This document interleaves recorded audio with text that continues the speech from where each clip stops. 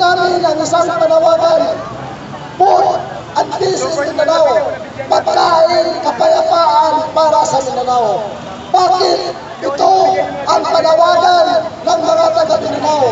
Halos kalahati ng pirsang militar sa buong bansa ibinubuhos sa Mindanao para daw tudurugin yung insurensiya sa Mindanao. Pero mga kasama, hanggang sa ngayon, hindi pa rin naduduro ang mga new People's Army sa Mindanao.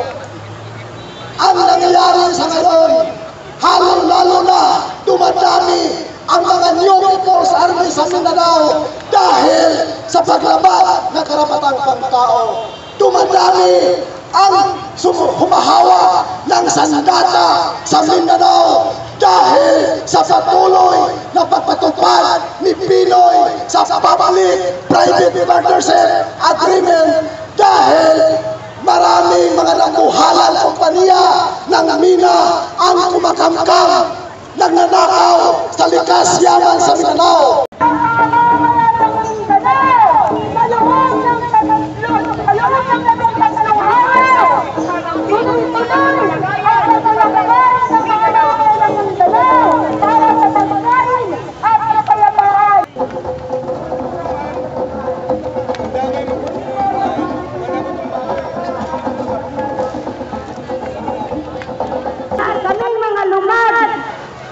Ay unang epektado sa paglabag ng karapatan ng tao. Ginawa ng mga gawa-gawang kaso ang mga leader, kahit ang mga ultimong mga sibilyan, yung mga tao hindi na nakalakad o yung mga underage, may mga gawa-gawang kaso. Katunayan din po yung aming General Secretary ng Kasalo, si Ginastre Enriquez, bago pa lang dinapit doon sa Surigao.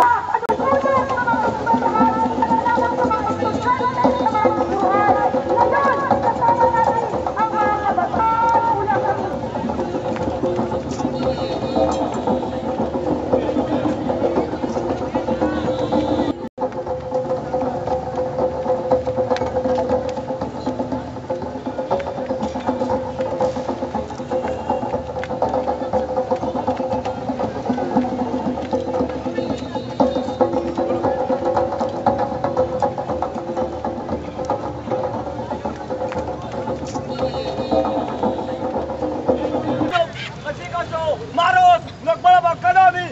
Nagandong papanagol sa bahay, kapalabag ka namin! Napapalag sa siyento, ikilo, madurang puti, silang napabakan! Nakabak, nagbalabag ka namin! Nabantungaw, inyong kamaros, naligtuka ka namin! Nagpatangkang puno, naligtang ko, kasi ka so, Maros! Nung bumatay ka namin! Ang bayo siya na sila magkilanta sa kanami ng kapo. Kanami ng bigbansoy. Siyo, sikang anak, siyo sila uman.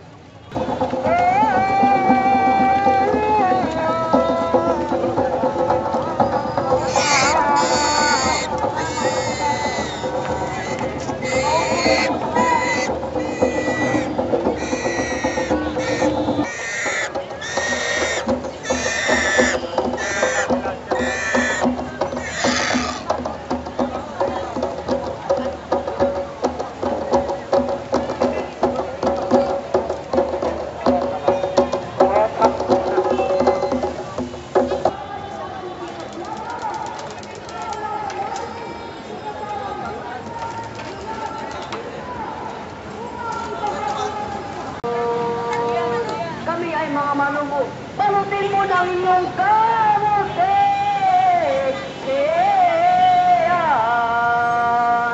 Daming pagitan, walang liris sa paninindigan. Iwas-iwas ko sa silang at upang sumilang aming tabumpay. Iwas-iwas ko sa kanluran upang matakpan ang mata ng busaw na sundalo at di na kami makita sa aming paglalayo.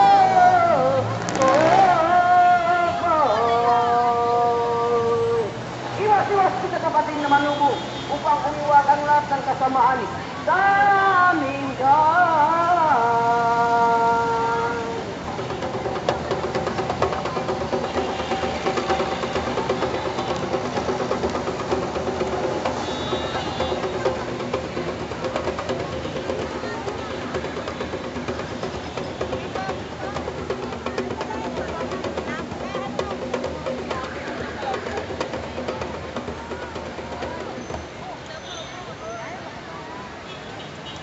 palayain ang sipan, pagdarin ang kamalayan, palawakin ang ating pananaw, kumilos, makibaka, palayain ang bayan.